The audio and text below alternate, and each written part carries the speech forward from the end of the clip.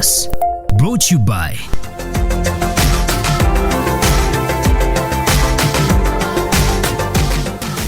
Uganda First. Hello, welcome to Youth of Purpose, a show that is here to inspire you and transform you as a young person and help you to understand your country, Uganda, better, but also equip you to be able to put a brick on this country's development. Now, you know, we've been having a lot of challenges as far as, the lockdown, the pandemic of COVID-19, and really, we are no longer in business as usual. We're trying to adapt to the new norm, which is not anywhere easy. And all this is in all the sectors, like we might say in the economy and all other sectors. And as other sectors are affected, the same way is the education sector. And today we are going to be digesting all that, how the education sector is trying to, adopt to the new norm, and how most especially the students are trying to adopt to this and try to live by adopting to this new norm. Today we are talking to a number of students from the Law Development Center, and they're going to be sharing with us how they are trying to cope with this and what are they doing, what are the challenges they are facing, and what are they doing to be able to overcome all that. Welcome to Youth of Purpose. This show is proudly brought to you by the National Secretariat for Patriotism Call, Office of the President, under the theme Uganda First. We are here, we're concerned about the issues to do with this country because we are patriotic and we are concerned citizens. Hello guys. Hello. Welcome to Youth of Purpose. Thank you. Let's kindly introduce ourselves, starting from the far right. Yes, thank you very much. My name is Boss John Bruce, and I'm the Guild Elect, LDC Kampala Campus. Thank you. Nice having you, Bruce. Hello. Hope everyone is okay. My name is Rebecca Imechu Eriechu. I'm a student at Law Development Center. I hope I will not bite my tongue by trying to pronounce your name. Don't worry. Hello, my name is Adikin Mary. I'm also a student at the Law Development Center. Thank you so much. So guys, kindly starting with you, paint for us a picture how life has been from the first lockdown. Well, truthfully speaking, we never expected this to happen. A total lockdown. Really so hard. But the ability to adapt to new situations is one of the things that we need as human beings. So how life has been for me, it's been tricky catching up with the new normal. Yeah. The studying techniques, the online teaching, the discipline that I had to adopt. Yeah. So they are literally catching up with it. It's hard, but kept on going. I'm lucky you called it a discipline. Yes. But at times disciplines are developed, and you get to have the discipline by practicing certain characters for a given period of time. Yes. Bruce, how has the situation been for you? The university was pursuing a path of online education. Wow. And with COVID-19 coming into the picture, it was a chance for them to boost on that. And I think UCU was successfully in managing to push us on. We completed our education on schedule. We did not get any backlog in terms of waste of time or anything. We were able to study our final year of law school online, and actually we graduated on time. Lucky you. Yes, how has been the situation for you? For me, it was generally easy because when the first lockdown came in, UCU quickly adapted. Wow. So we were able to do our exams in time, finish them and move on. And then when we joined the bar last month, the bar had a full week where they oriented us on how to adapt to these new technologies, how to use Zoom, how to use Microsoft Teams, how to use Google Meet to be able to fully attend your classes and benefit without having to remain in a specific static position because you are unable to adapt to these new technologies. So the technologies and adapting to them has enabled us move on with life and not stay in one place. Okay. So basically, we will understand that at university, studies or lectures, contributes a little percentage. It's so much to your individual work that you do that through discussions, research, and the rest. How has the situation affected you, the fact that now there is a limited number of people to be together, social distancing and all that? how have you been able to adopt? And remember, now you're doing lessons, lectures online. How have you been able to adopt the new change, most especially to do with the technology, but again, the fact that you cannot be able to connect with your fellows that easily, the same way you used to do? These online platforms have been able to enable us to meet up with people out there, discuss. We have platforms like Google Meet, Zoom itself, you could meet up and discuss, or generally these online platforms, or discuss on WhatsApp. So basically it's been flexibility, adapting to the new system. The great challenge that I think we faced is not everyone is able to acquire data. Before we even talk about data, talk about the gadgets that you need to do that. Yes, the gadgets too. Not everyone has a good phone to capture those things. So I think that is the greatest challenge. Yes, you may want to interact and discuss with your friends out there, because discussions are key. You need that to pass. But because sometimes your gadgets, yes, people have terrible gadgets, then the data, yes, that has been the greatest challenge. Bruce, how have you been able to adapt to the new norm where we have to use technology to be able to study? Some people don't have computer skills, or even people have phones, they don't know how to use them. How have you been able to adopt? And speaking for the rest of the students that you do represent, how have you been able to adapt to that? You will not do anything productive unless you make research. Now, research on the internet comes with a number of challenges.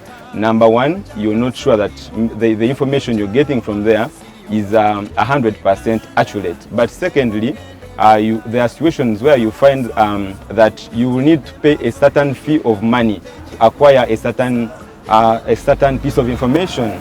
You find yourself in a position where you have to subscribe some online libraries, and some of these resources have not been availed to the people who are trying to make this research. So I think it should be an initiative of some of these universities, or like the Law Development Center, for example. We have an online library and students can be there, they can acquire reading material, they can acquire any kind of material that they need for their study and for their start school. But above everything is the change of culture.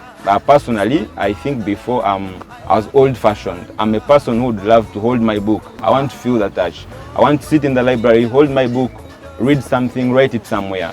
But with the new normal, that could not be possible. So we have to adjust and know that we have changed from that old culture to the culture of being online, acquiring materials online, sharing materials online, and pushing on with our academic journey.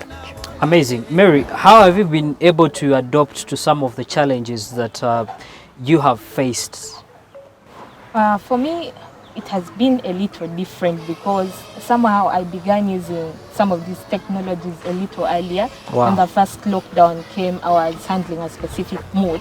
So I had to adapt to the technologies to have the discussions with my lecturers as regards specific key aspects that we would be addressing. So when this continued, this online system of studies, for the discussions, we usually either have them on Team or we have them on Zoom, and we are able to discuss with each other, but of course still limits us to the extent of a relational kind of social interaction, of a one-on-one, of I get to see you, you see me, or you look at me very well and explain to me a concept, and I'm able to get it. Now it's a little tricky, of you just now have to listen to the person's voice, but occasionally we are asked to turn on our cameras to make it a little more socially interactive. So you just have to adapt and ensure that it's a little convenient for you.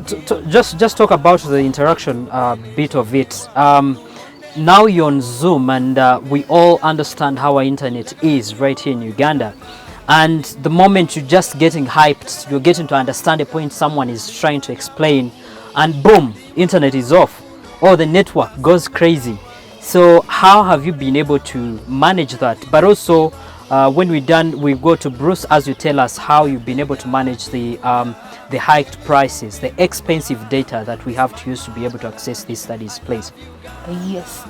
So about the network disturbing, that's of course, we can't, it's not guaranteed that you're going to have a good internet connection every day. So some days your internet connection is going to be really good, Yeah. and then some days someone is in the middle of explaining a really important concept and then you're kicked out of the meeting. So what happens is, if you have two lines, for example, if you have Airtel and MTN, Yeah. if Airtel is playing games on you that Then you day, do the you other can one. quickly switch Wow. to the next. But it's a little expensive in the long run, because that would mean you're going to have both Airtel internet Data bundle and, as in MTN internet bundles. So it's expensive.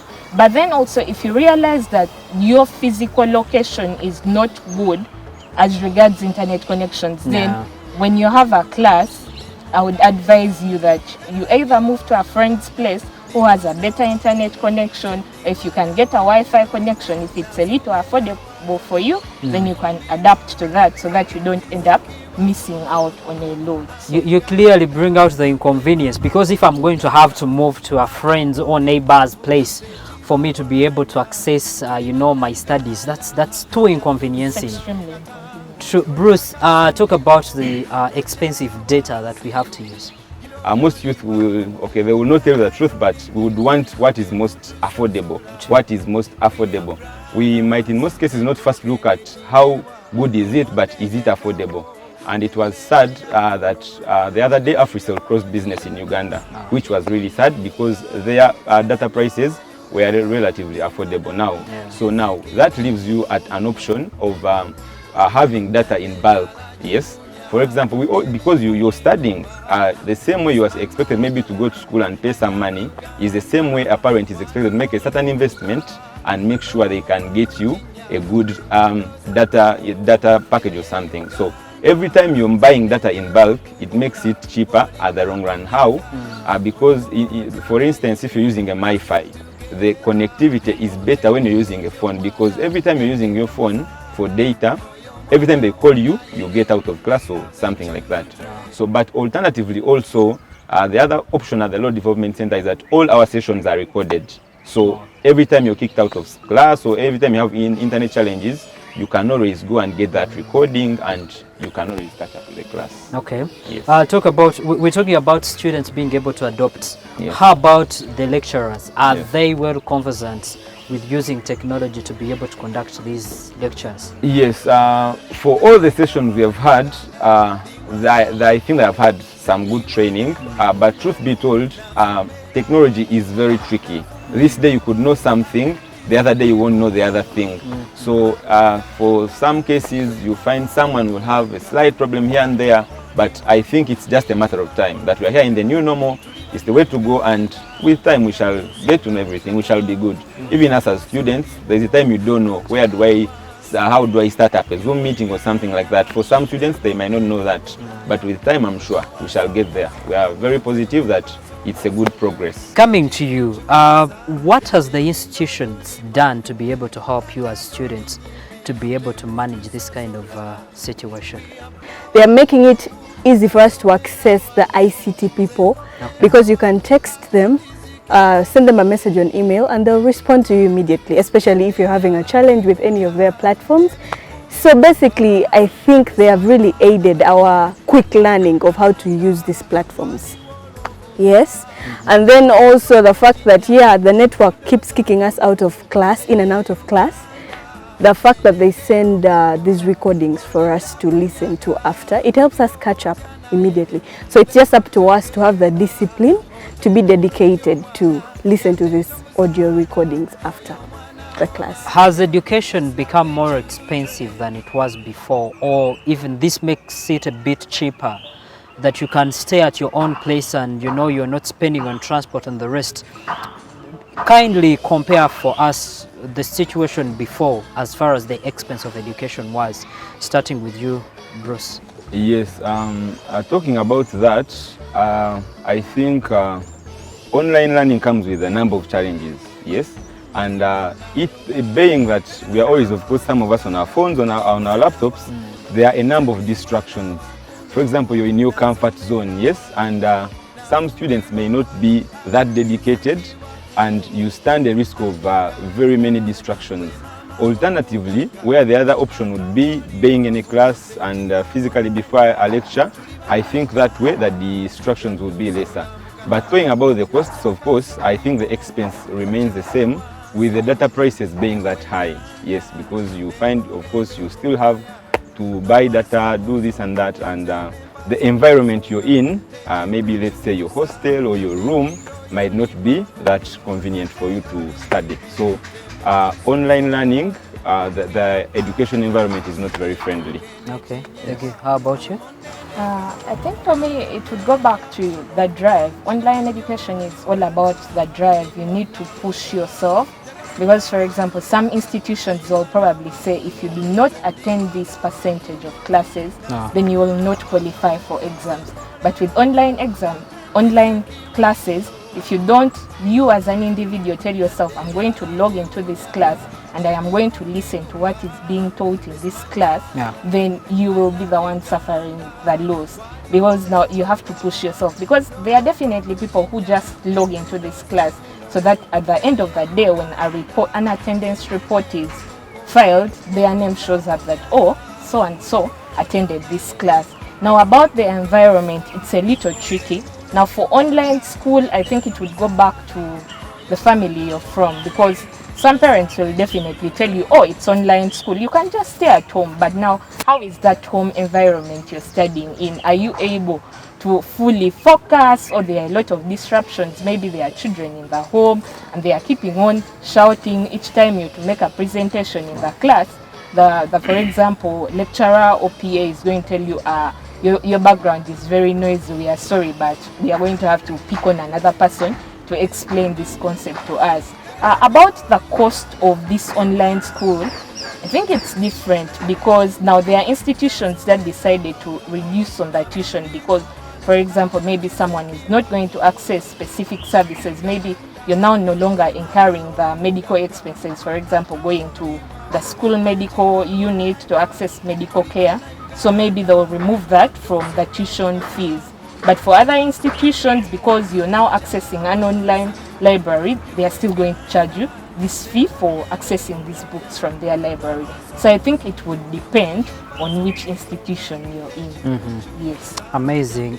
When it comes to time for exams, what is the experience when you're just doing an exam online? Does it even give, doesn't it give an opportunity to other students to even cheat? Well, I wouldn't really call it cheating as such, but the online take-home exam basically gives you opportunity to have a variety of material to do the exam. But however, the marking system is tight because they expect a lot from you. So most times people end up failing the take-home exam. The experience about take-home exam is it puts in you the pressure because you want to make your work perfect for you to attain those marks, because you don't easily get the good marks, especially if there's a plagiarism test and all that, especially. So you need to have your work really, really good because the expectation bar is high. So it's really that experience, the pressure is there, the double pressure, yes, than physical. The same experience, we're not having enough time. We used to have a semester of 4 months. Yes. Right now you will find you don't have that enough time. So how are we, able to cover the same syllabus in the same time when we have very, very limited time? Coming to you, Bruce. Yes, now, of course, online learning is more of a personal initiative. You have to take it upon yourself, make sure that you read and follow up on everything.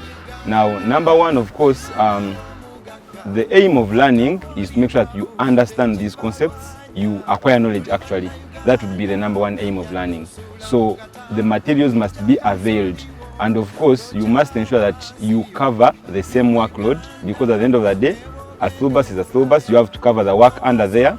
So material must be availed. How? And how are you able to cover all that syllabus in just a limited kind of time? Yes, and okay, when we are learning, we have what we call aims and objectives. That we are learning a specific topic. By the end of it all, we intend to achieve these aims. We intend to achieve these objectives. So that learning must be modified in that way that let's make sure that we cover what is most important.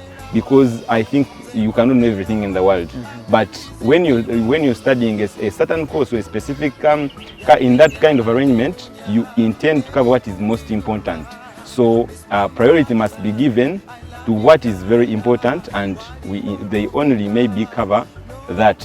In the limited time, we see how best we can cover what is very important. Okay, you know, we might push so hard to finish the syllabus and stuff, but look at the quality of education that we are getting, the quality of students we are having. Are we really going to have value for the education and the investment that we are putting in, starting with you? Quality of education.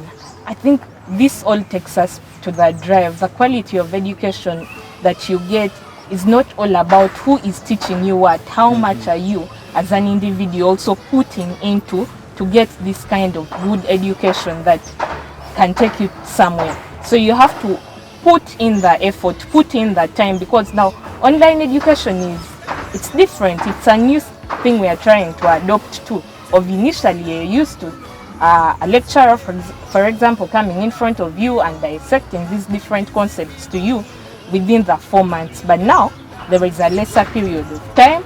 The school is online. But the advantage with online school is that whoever is facilitating you for that session comes with learning outcomes of, by the end of this session, we should have learned this and this. So now the person is going to dissect those concepts within that given period of time. But you now as an individual, to get the good quality of education we all deserve and should be able to get, you need to put in effort in order to have a good quality education. What's your opinion on the quality of My education? opinion on quality basically is, I think it takes two to make something work. So the demand is on the student and also the university as a whole. How are you going to make sure these students learn everything in a short time period, and the student, how are you able to consume this material in that short time period? So for me, I think it's a dedication of the two, the student and the university. Student to put in much more effort to learn whatever has been given, because it's possible to learn whatever has been given to you in that short time period. It's really possible. Go an extra mile of studying to learn. Then the university put in measures to enable this student adapt to the new system. Yes. Bruce, coming to you, has the government done enough to be able to aid the students and the institutions to be able to adopt the new norm? Yes, thank you. I don't think at the moment the government has done enough. Yes, I cannot give a detailed comment on that.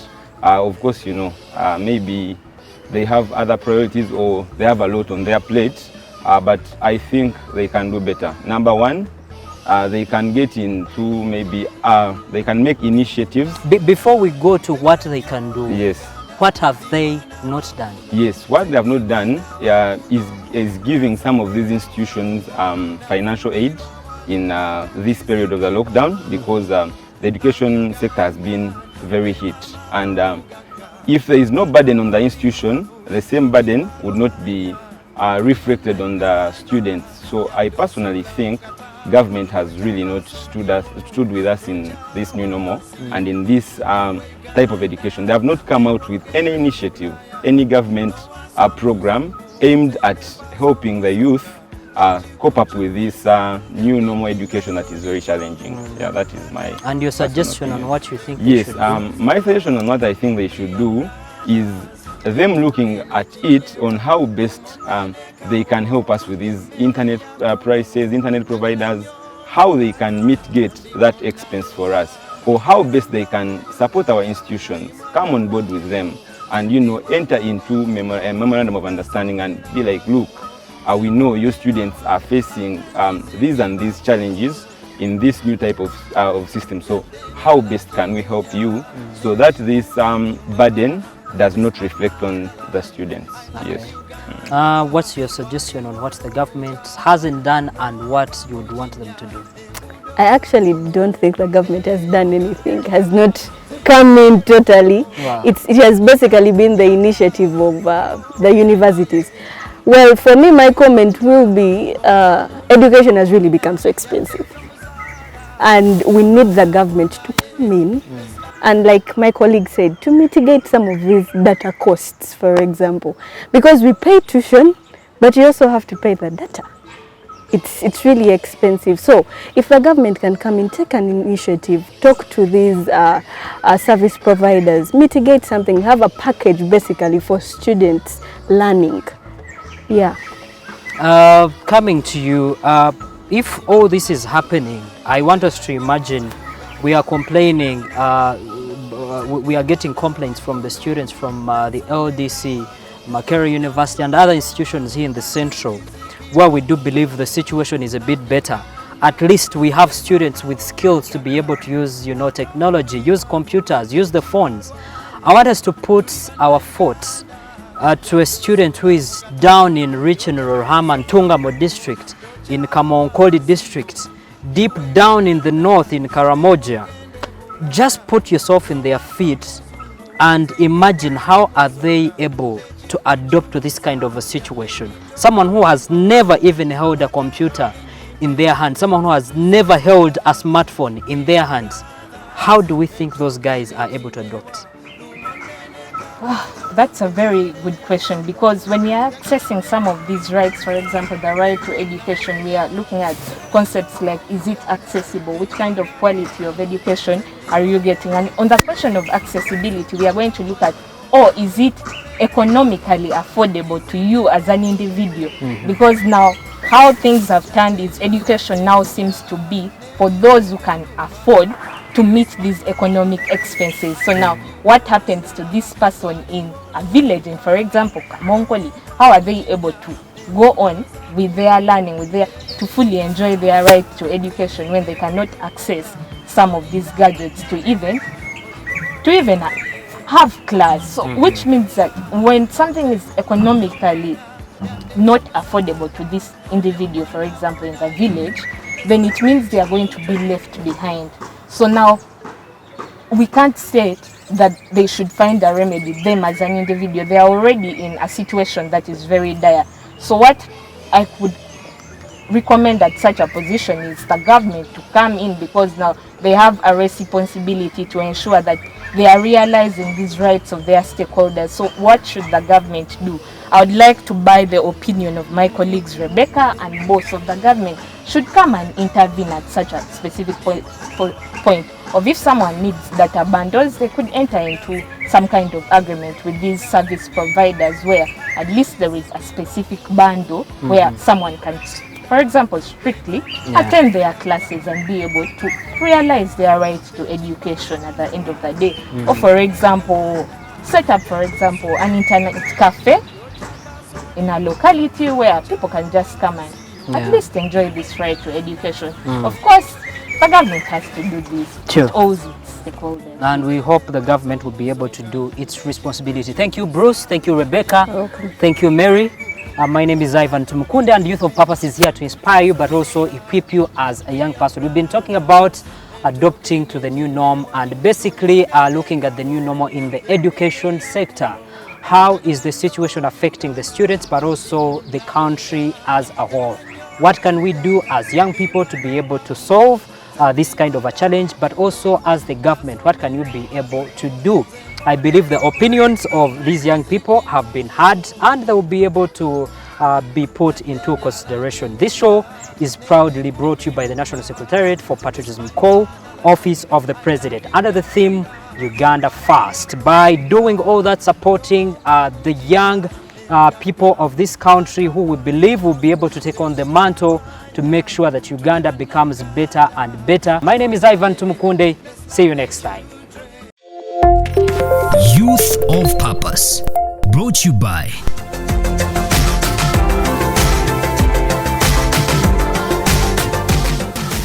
Uganda First.